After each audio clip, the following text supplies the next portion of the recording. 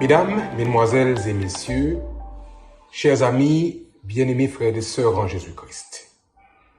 Une fois de plus, la Martinique est visitée par des tensions sociales et économiques. Les capacités de résistance et de résilience sont mises à rude épreuve. C'est pourquoi nous vous invitons à puiser dans la parole de Dieu les ressources nécessaires pour tenir ferme. L'Église adventiste du 7e jour de la Martinique vous invite donc à faire l'expérience du sabbat, le jour de repos consacré au Créateur selon l'enseignement de la Bible, la parole de Dieu. Pendant ces 24 heures, ne nous renfermons pas sur nous-mêmes, mais profitons de l'occasion pour aller voir un voisin, un ami, un parent, et partageons avec celui-ci ou celle-là des paroles de réconfort, des paroles de soutien, des paroles d'apaisement, un mot d'espérance. Partout où c'est possible, nous invitons nos lieux de culte à garder les lieux ouverts. Si ce n'est pas possible, cependant, pour des raisons de sécurité ou d'accès, nous encourageons les communautés à organiser la diffusion de services de culte sur la plateforme Zoom. À tous, nous voulons vous laisser ces mots tirés du psaume 46. Au chef des chantres, fils de Corée, cantique. Dieu est pour nous un refuge, un appui, un secours qui ne manque jamais dans la détresse. C'est pourquoi nous sommes sans crainte quand la terre est bouleversée et quand les montagnes chancellent au cœur des mers, quand les flots de la mer mugissent, écument, se soulèvent jusqu'à faire trembler les montagnes. Il est un fleuve dont les courants réjouissent la cité de Dieu, le sanctuaire des demeures du Très-Haut. Dieu est au milieu d'elle, elle n'est point ébranlée. Dieu la secourt dès l'aube du matin. Les nations s'agitent, des royaumes s'ébranlent, il fait entendre sa voix, la terre se fond d'épouvante. L'Éternel des armées est avec nous, le Dieu de Jacob est pour nous une haute retraite. Venez, contemplez les œuvres de l'Éternel, les ravages qu'il a opérés sur la terre. C'est lui qui a fait cesser les combats jusqu'au bout de la terre. Il a brisé l'arc, il a rompu la lance, il a consumé par le feu les chars de guerre. Arrêtez et sachez que je suis Dieu. Je domine sur les nations, je domine sur la terre. L'Éternel des armées est avec nous, le Dieu de Jacob est pour nous une haute retraite. Bon courage à vous, chers amis. Que Dieu bénisse la Martinique. Et à très bientôt.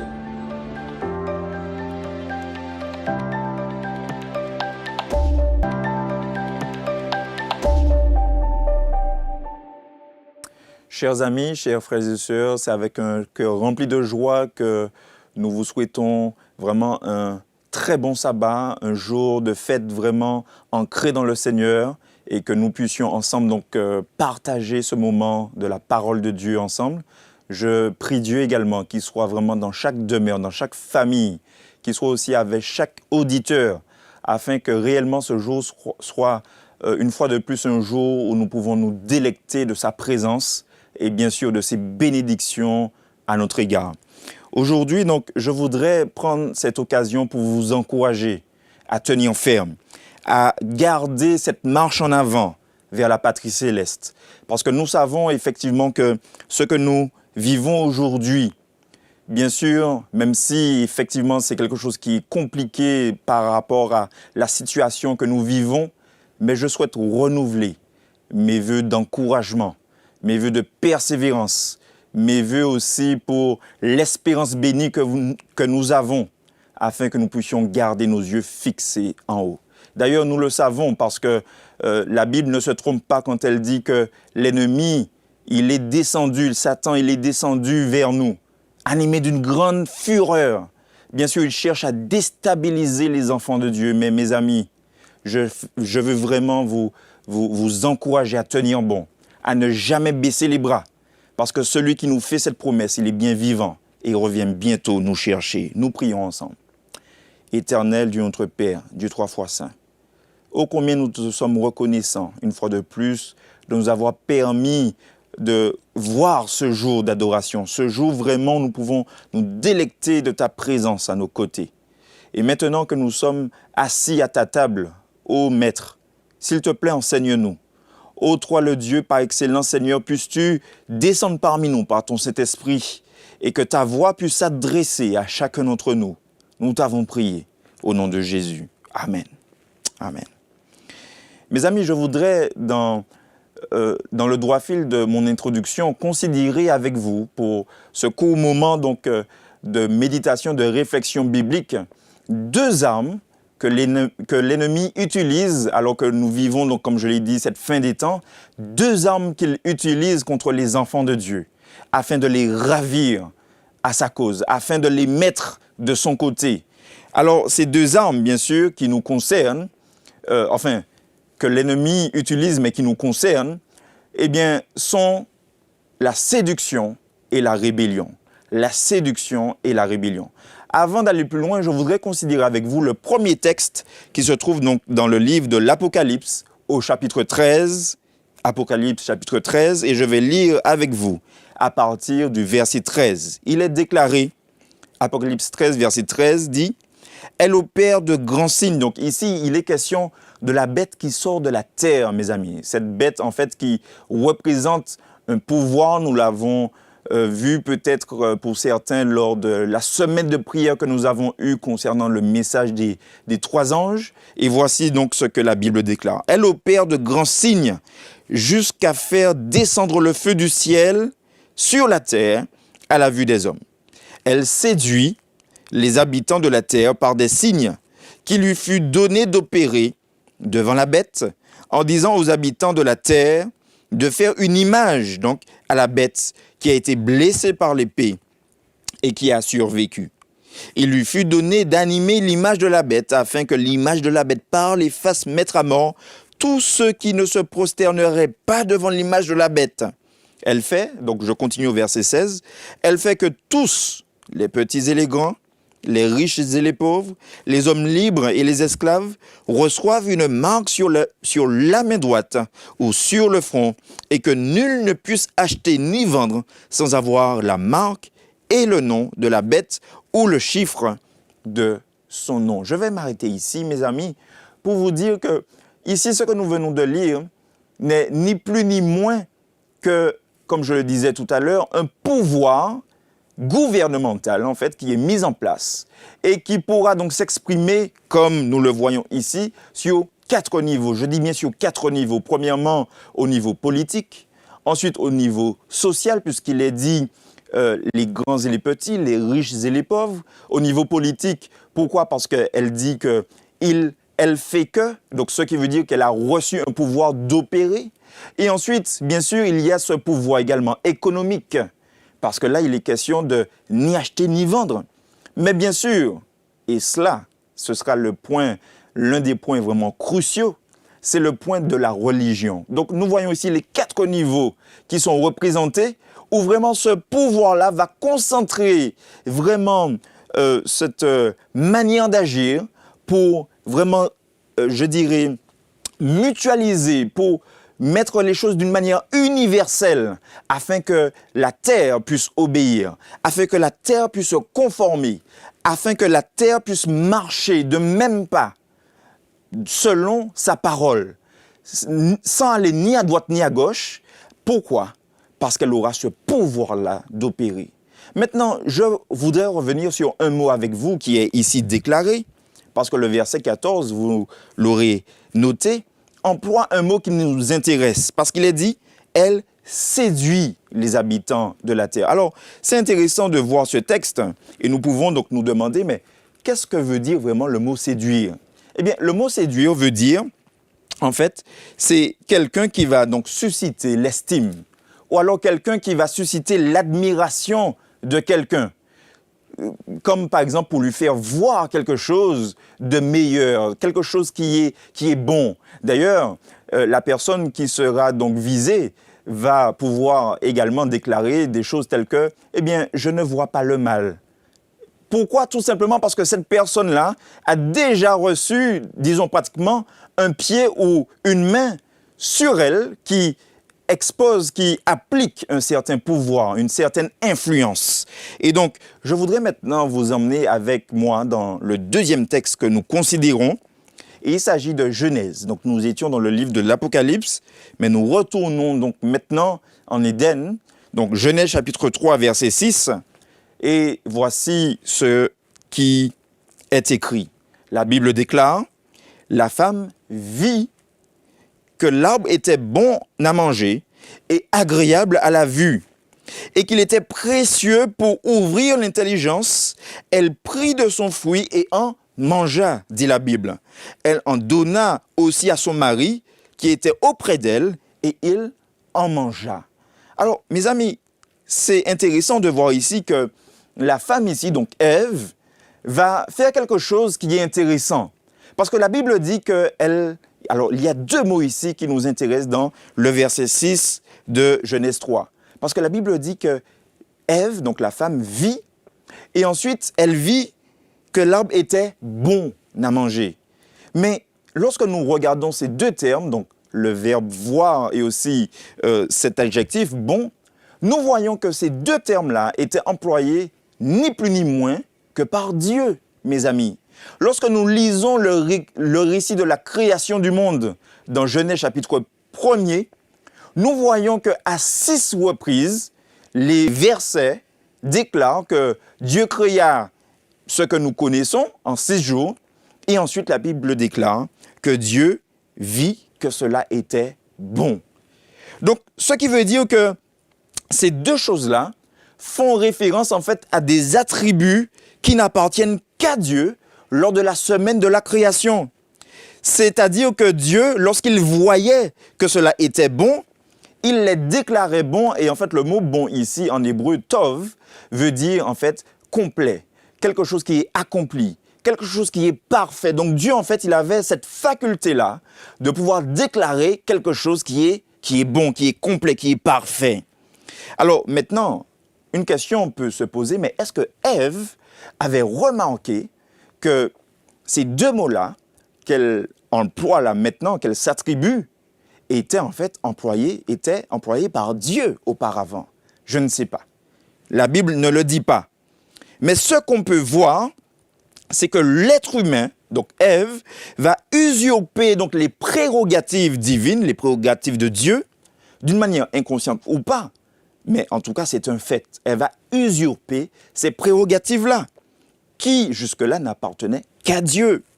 Donc l'être humain, en fait, va commencer à décider pour lui-même. Parce que si c'est Dieu, à la base, qui décidait de décréter telle ou telle chose bonne, d'accord, donc complète, parfaite, etc., eh bien maintenant, nous voyons que la situation est inversée. Maintenant, c'est l'être humain qui se permet de déclarer que quelque chose est peut-être pas bonne, et dans ce cas-là, est bonne, en fait, donc est complète. Donc, ce qui veut dire que, sans même peut-être s'en apercevoir, Ève est en train de se mettre à la place de Dieu. Ève est en train de se prendre pour Dieu sans même, en fait, consulter Dieu. Et ici, nous voyons un terrain qui est ultra propice à ce que nous venons de lire dans Apocalypse chapitre 13.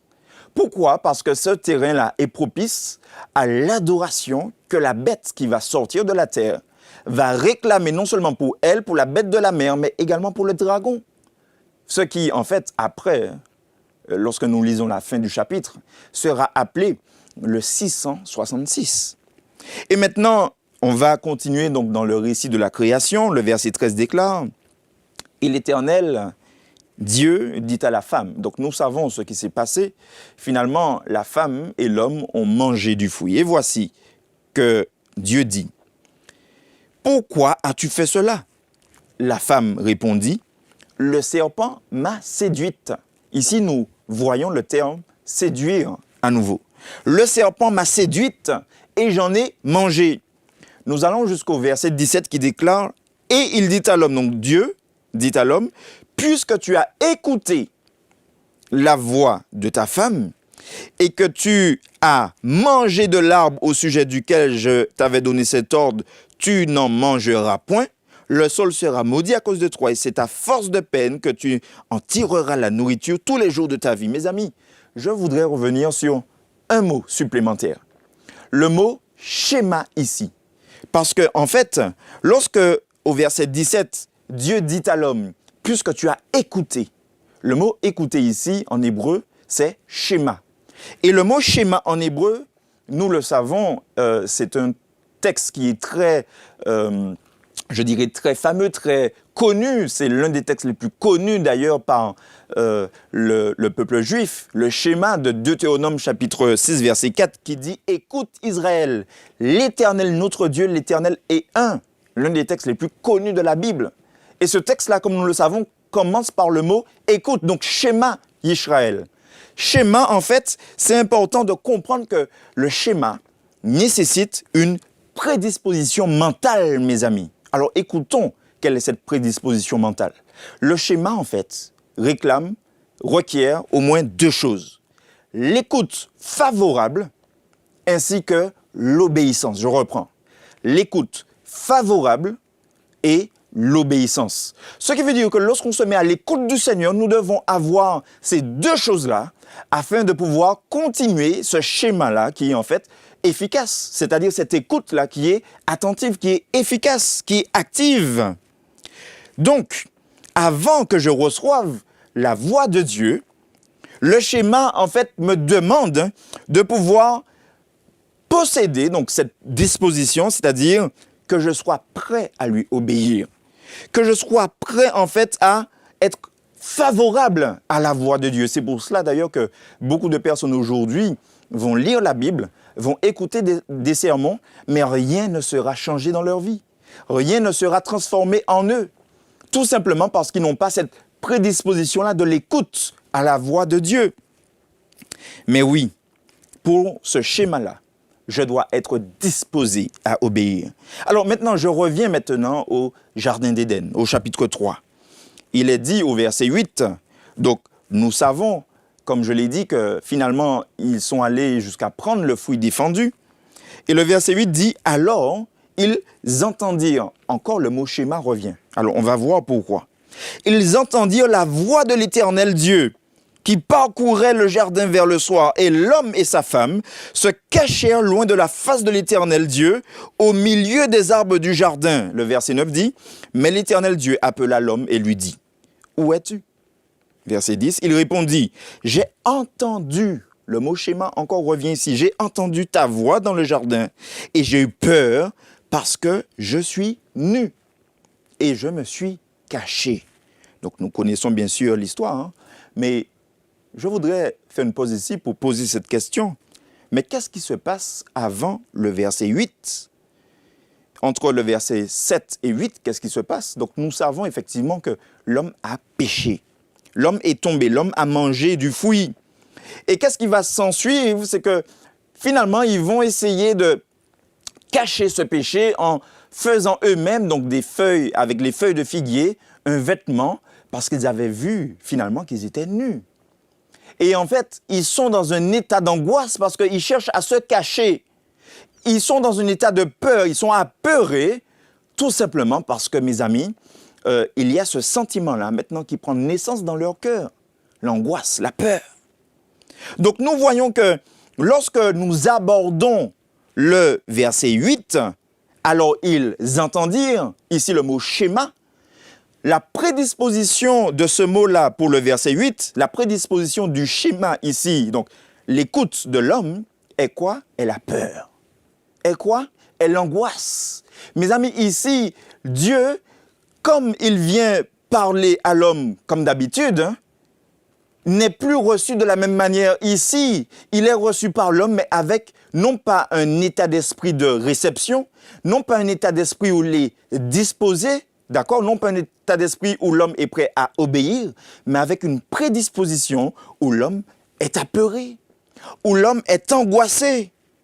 Et pour pouvoir employer les termes d'aujourd'hui, où l'homme est stressé. il est décontenancé. Alors maintenant, l'événement donc qui va amener cet élément, c'est quoi? C'est que effectivement, l'homme va se cacher non pas à cause de Dieu, mais à cause, comme je le disais, de sa peur et donc de son péché. Pourquoi? Parce qu'il a reconnu qu'il était nu. Donc en fait, la peur n'est pas causée par Dieu. Adam, où es-tu? Non, pas par Dieu, mais par en fait son propre péché. Ce qui veut dire qu'à ce moment-là, il a compris qu'il était dépourvu de la robe de la gloire de Dieu. Et donc maintenant, eh bien, il devait pouvoir affronter la présence de Dieu. Donc en fait, la disposition, comme je le disais, d'Adam et d'Ève, n'était plus la disposition d'obéissance, mais la disposition d'angoisse. Donc ce qui s'en est poursuivi, c'est le fait de se cacher, donc c'est la peur, il se cache. Donc le verset 17 dit, Dieu dit à l'homme, puisque tu as écouté, donc ici le mot écouter revient, schéma. Puisque tu as écouté, attention maintenant, c'est la voix de ta femme, et que tu as mangé de l'arbre au sujet duquel je t'avais donné cet ordre, tu n'en mangeras point. Et nous connaissons la suite. Donc, lorsque nous voyons ces écrits-là, nous pouvons nous poser la question, mais qu'est-ce qui a causé la désobéissance d'Adam? Eh bien, on va dire, bien sûr, donc c'est la voix de sa femme, puisque Dieu dit, puisque tu as écouté la voix de ta femme et que tu as mangé. Donc, on peut dire que la cause de la chute d'Adam, c'est quoi? C'est la voix de sa femme. Mais en fait, Ève a fait, on peut se dire que, bien sûr, c'est ce qu'on dit d'habitude, que Ève a fait son mari pécher. Ève a fait son mari tomber. D'ailleurs, si nous sommes ici dans cet état-là, si nous sommes dans le péché, c'est à cause d'Ève. C'est ce qu'on dit en général. Mais si nous revenons au fait que pour écouter, donc le schéma, cela implique une prédisposition, cela sous-entend que Adam avait déjà une prédisposition, en fait, non pas d'écouter la voix de son Dieu, mais d'écouter la voix de sa femme. Cela implique que Adam, pour avoir écouté la voix de sa femme, avait déjà pris en fait une prédisposition de mettre de côté la voix la voix de Dieu, pour mettre au premier plan la voix de sa femme, d'Ève. Maintenant, lorsque nous continuons donc dans notre raisonnement, cela voudrait dire que la désobéissance, donc l'action de l'homme, d'accord? Donc ici pour Adam, fait suite à la voix, donc la voix de la femme. Mais quelle était la prédisposition par rapport à la voix de sa femme? Bien, c'était effectivement une disposition mentale à se détourner de la voix de Dieu. Et d'ailleurs, 1 Timothée chapitre 2 verset 14 confirme cela, parce qu'il est dit dans 1 Timothée 2 verset 14, ce n'est pas Adam qui a été séduit. Donc le texte ici dit bien que Adam n'a pas été séduit. Donc s'il n'a pas été séduit, nous allons voir comment Adam a-t-il fait pour tomber. Donc le texte continue en disant, 1 Timothée 2, 14, ce n'est pas Adam qui a été séduit, c'est la femme qui, séduite, s'est rendue coupable de transgression. Donc ici, le texte renchérit pour dire que c'est bien Ève qui a été séduite. Donc si Adam n'a pas été séduit, s'il n'a pas péché par séduction, il a péché par quel moyen, mes amis? On peut se poser la question. Comment Adam a-t-il fait pour avoir donc cette prédisposition-là? Eh bien, nous devons également, pour répondre à cette question, garder à l'esprit que lorsque dans Genèse chapitre 2, verset 16, Adam a reçu l'ordre de ne pas toucher à cet arbre, n'oublions pas que Ève n'était pas encore venue au monde. Ève n'avait pas encore été créée. Ce qui veut dire que lorsque Dieu s'adresse à l'homme, Adam, il est seul face à face avec son Dieu. Donc c'est lui qui reçoit le commandement de la part de Dieu. Donc nous avons vu que la séduction, c'est quoi? C'est ne pas voir le mal et le faire. Mais la rébellion, c'est quoi, mes amis? La rébellion, c'est voir le mal et continuer à faire le mal. C'est voir le mal et continuer notre chemin à travers le chemin du mal. Et alors que par la séduction, on peut se demander, mais est-ce que si effectivement Ève avait été séduite, mais est-ce qu'elle n'avait pas oublié, est-ce qu'elle avait oublié ce que Dieu lui avait commandé?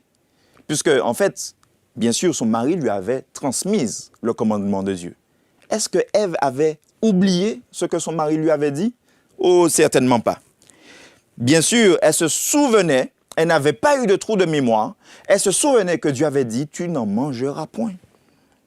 Alors maintenant, si elle s'en souvenait, si elle n'avait pas eu de trou de mémoire, comment a-t-elle fait pour franchir ce pas? C'est-à-dire que je peux savoir, mes amis, ce que Dieu demande, mais sans comprendre ce qu'il me demande. Je peux savoir, je peux connaître la volonté de Dieu sans voir le mal, en fait, dans ma propre volonté. En d'autres termes, bon Dieu qu'a dit à faire, mais moi-même, je n'ai fait ça. En fait, on peut prendre cet exemple avec la psychologie de l'enfance. Mes amis, lorsque un adulte parle à un enfant et lui dit « ne fais pas cela », bien sûr, l'adulte va voir que c'est mal. Ne fais pas cela et fais cela, parce qu'en fait, c'est mieux, donc c'est bien. Donc, qu'est-ce que l'enfant va comprendre? L'enfant va comprendre, on m'a dit de ne pas faire cela, mais pour moi, je trouve que c'est bien. D'accord?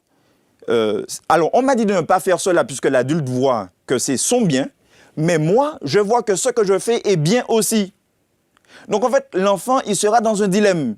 Choisir entre le bien qui est le bien de l'adulte et choisir entre le bien qui est, en fait, son bien. Et qu'est-ce qu'il va choisir? Il va choisir la solution la plus alléchante. Il va choisir la solution qui lui correspond le mieux. Et c'est pour cela que très souvent, c'est compliqué de pouvoir donc faire face aux enfants parce qu'ils ont leur manière de voir les choses. Eh bien, mes amis, dans notre vie, nous parlons des enfants, mais dans notre vie également, nous faisons face au même dilemme. Parce que lorsque la Bible nous enseigne des choses, mais que nous voyons que l'être humain persiste et signe dans ces voies qui sont donc des voies de péché, mes amis, nous devons nous poser des questions pour savoir quelle est en fait ma prédisposition d'écoute.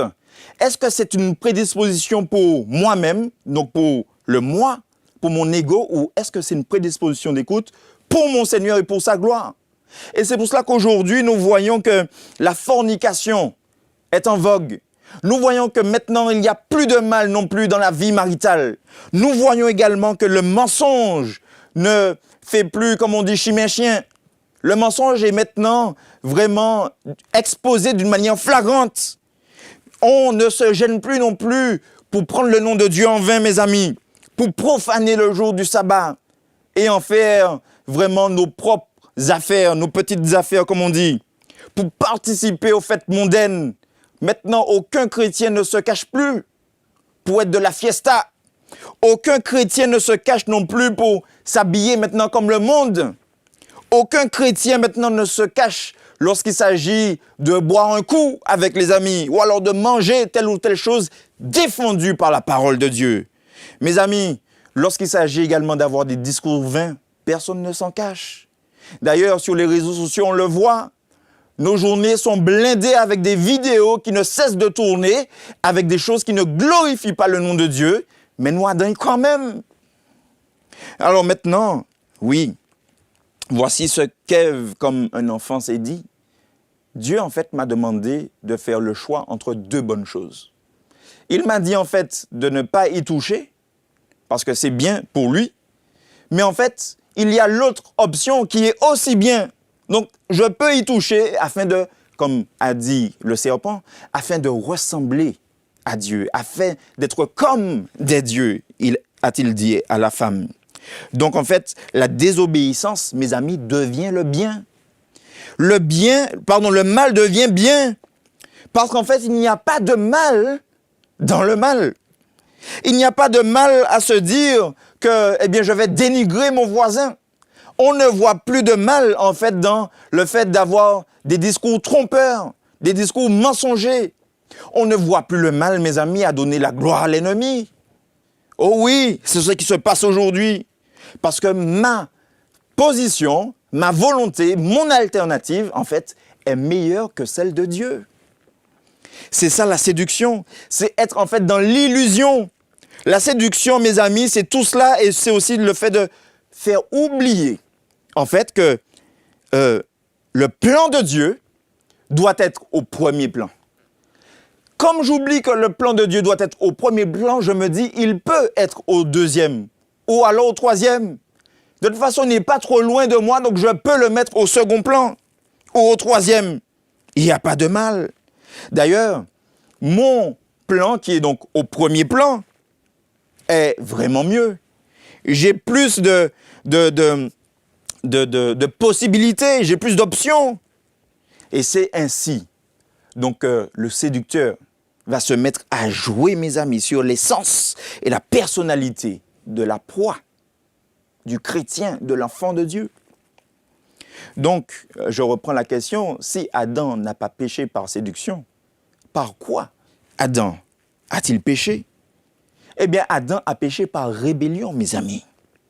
Pourquoi? Parce que Adam a pris cet acte volontaire, cet acte délibéré, parce que la Bible dit au verset 12 du même chapitre, « La femme que tu as mise auprès de moi ». Donc là, en fait, Adam assume tellement son acte qu'il se permet d'accuser la femme que tu, langage accusateur, que tu as mise auprès de moi, m'a donné de l'arbre. Et attention, et c'est là que nous voyons que c'est un acte vraiment délibéré. Il déclare, et j'en ai mangé. Mes amis, ici, c'est la première personne du singulier qui est employé. Et nous savons que la première personne du singulier a le pronom personnel « je ».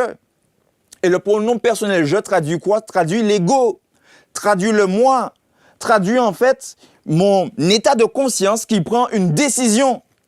Une décision parce que nous le savons que nous avons ce qu'on appelle le libre arbitre. Donc ici, Adam, il n'a pas perdu la raison, il n'a pas perdu ses sens, il n'est pas endormi, il n'est pas à demi boulé quand il fait ce choix. Non, Adam, il est vraiment lucide et il fait ce choix, mes amis. Et dans 1 Timothée 2, verset 4, verset 14, ce que nous venons de lire tout à l'heure, vous savez, je fais un petit détour pour dire que, effectivement, jusqu'à aujourd'hui, la femme a toujours été cette figure, ce symbole de la dénigration humaine, en fait. Parce que nous le voyons, lorsque partout où nous mettons les yeux sur les médias, la femme est souvent caricaturée comme étant appelée la séductrice, comme étant appelée, d'ailleurs, beaucoup de personnes en font un objet de séduction, un objet même de commercialisation. L'image du mal, etc. La femme, en fait, elle a ce poids-là à porter. Seulement, il y a un livre, mes amis, qui donne de la valeur à la femme. Et je dis amen à cela. Et ce livre-là, c'est la Bible. Lorsque nous parcourons l'histoire de notre humanité, nous voyons que l'homme se plaît et s'applique à dénigrer l'image de la femme, mes amis. Mais dans l'affaire de la chute, qui est le séducteur? La femme, dit de Timothée, n'est pas la séductrice. C'est le serpent qui a séduit Ève. Et ensuite, bien sûr, étant la cible, effectivement, la femme, lorsqu'on considère les choses, eh bien, même aujourd'hui d'ailleurs, avant, c'est vrai que c'était l'homme qui séduisait la femme, c'est vrai que maintenant les choses se sont équilibrées, mais avant, c'était qui séduisait la femme? C'était l'homme. Et lorsque nous regardons le schéma donc, de cette scène qui se déroule entre les trois personnages, donc Adam, Ève et le serpent, des trois personnages, mes amis, c'est sans doute Ève qui est la moins coupable. Parce que lorsque nous lisons le chapitre 3, nous voyons que pour avoir Ève, Satan a utilisé, s'est déployé sur 6 versets. Regardez, jusqu'au verset 6. Puis, Ève a mangé du fruit. Tandis que pour l'homme, mes amis, ça a été beaucoup plus vite. L'homme a cédé en un demi-verset, même pas un verset, en un demi-verset, en quelques mots, en une demi-phrase, l'homme a cédé tout de suite. Tout simplement pour montrer que, en fait, des trois, c'est sans doute la femme qui est la moins coupable. Mais ce n'est pas le sujet de la méditation. Hein. Mais en tout cas, je reviens à notre sujet pour dire que Satan a attaqué la personne qui était la plus vulnérable, n'est-ce pas? C'est ce qu'on dit, la personne la plus vulnérable? Eh bien, écoutez, Satan n'a pas attaqué la personne la plus vulnérable. Parce qu'on va se dire, bon ben, il est allé voir Ève parce que, voilà, c'est la femme, elle est faible, elle est tombée dans le péché, etc. Mais en fait, on constate que Satan, en général, pour parvenir à ses fins, il vise la tête. Et en fait, Satan s'est attaqué à la personne qui allait lui donner plus de fil à retordre. Et c'est pour cela que Adam, en fait, l'ennemi l'ayant déjà observé, ayant déjà vu qu'Adam avait des prédispositions autres que le schéma qui nécessite, comme on l'a dit tout à l'heure, un état d'esprit d'obéissance, un état d'esprit de soumission, un état d'esprit d'écoute active, ce qui veut dire en fait que je suis prêt, je suis disposé en fait à me donner à mon Seigneur. Satan avait déjà vu que Adam n'était plus dans ce schéma de pensée. Et en fait, il s'est dit, eh bien, pour gagner l'homme, pour gagner ce couple, ce premier couple que Dieu donc a mis au monde, eh bien, qu'est-ce qu'il va faire? Il va devoir attaquer celle qu'il faut convaincre. Et c'est pour cela que cette conversation a été aussi longue sur 6 versets, tandis que pour l'homme, en un demi-verset, le tour était joué. En fait, mes amis, lorsque Adam a mangé du fruit, il a continué dans le mal, sachant pertinemment que c'était déjà mal. En fait, pendant que Ève a fait le mal pensant que ce n'était pas mal, elle ne voyait pas le mal, nous avons vu le mot séduction, qu'est-ce que cela veut dire? Alors qu'Ève pensait dans son fort intérieur que c'était la solution de Dieu, mais qu'elle avait sa propre solution, Adam, lui, voyait pertinemment, mes amis, que c'était le chemin de la destruction, le chemin du mal, le chemin de l'ennemi, mais a persisté et signé pour s'y engouffrer. Oh, mes amis, dans ces derniers temps que nous vivons, je voudrais porter à votre attention que l'ennemi utilise encore ces 2 modes d'action. L'ennemi utilise encore ces 2 modes opératoires afin de ravir plus d'un à sa cause. Oh, mon ami, toi qui m'écoutes, n'oublie pas que dans Matthieu chapitre 24, verset 24, il est dit « Car il s'élèvera de faux Christ et de faux prophètes. Ils feront de grands prodiges et des miracles, au point de séduire, s'il était possible, même les élus. » Oh mes amis, n'oublions pas que l'ennemi est puissant. D'ailleurs, nous l'avons vu dans Apocalypse chapitre 13, où il est dit que même le feu va descendre sur terre. Parce qu'il aura cette puissance-là pour séduire. Il aura cette faculté intellectuelle pour pouvoir jouer sur les sens. Oh mes amis, puissions-nous, par la grâce de Dieu, nous revêtir de ces 3 choses-là que nous devons acheter dans Apocalypse chapitre 3 et cette solution qui est donnée dans le verset 18 pour l'église de Laodicée où Dieu dit « Je te conseille d'acheter de moi ». Oh mes amis, allons à la source. Allons à notre Créateur parce qu'il nous promet de nous donner ces 3 choses-là. L'or épuré par le feu qui représente notre foi. Le vêtement blanc qui représente quoi? La justice du Christ.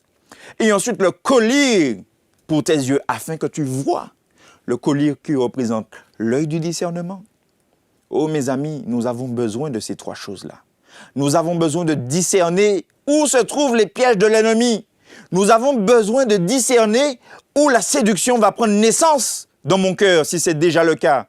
Et où, justement, elle ne doit pas prendre naissance afin que je ferme chaque entrée possible à l'ennemi. Oh mon ami, ne nous laissons pas détourner. Que nous puissions dire oui au Seigneur pour ce collier. Oui au Seigneur pour l'œil du discernement. Parce que l'œil du discernement vient de quoi? Vient de la relation que nous avons avec la parole de Dieu. La relation que nous avons avec notre attachement, notre soumission, notre assiduité aux pieds de notre Seigneur.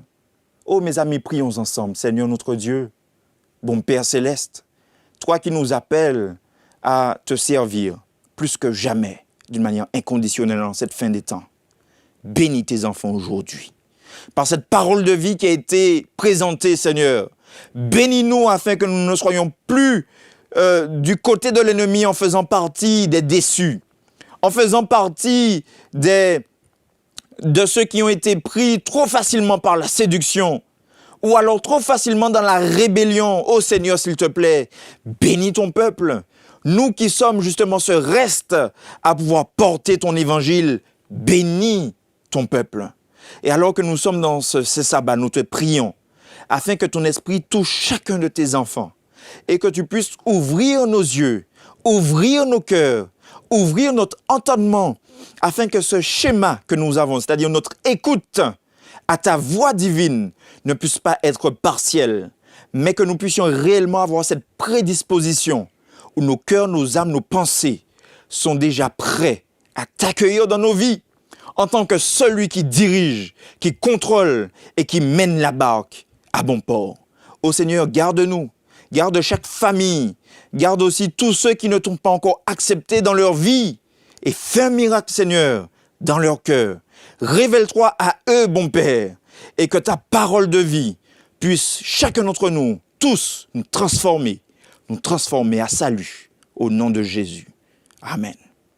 Amen.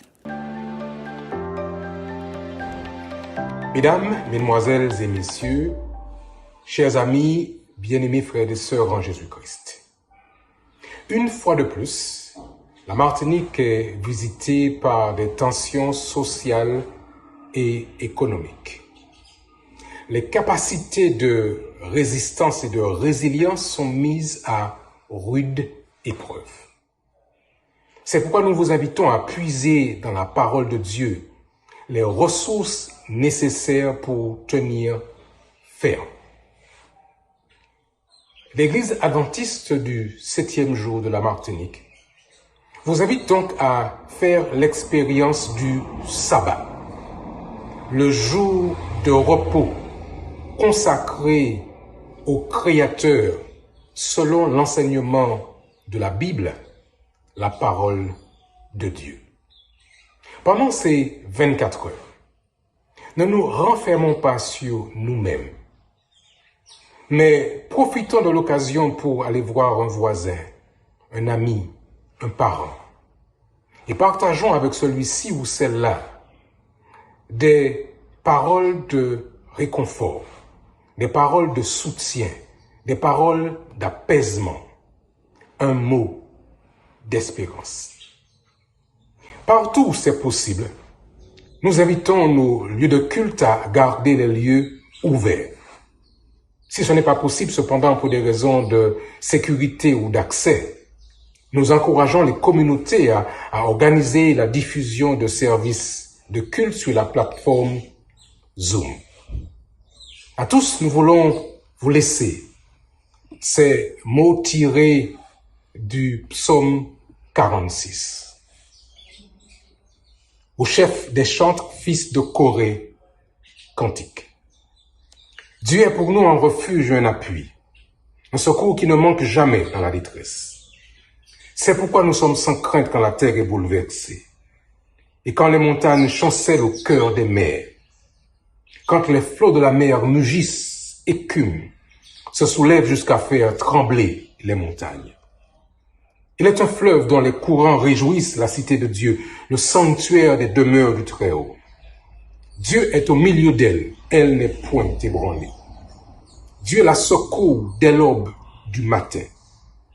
Les nations s'agitent, des royaumes s'ébranlent, il fait entendre sa voix, la terre se fond d'épouvante.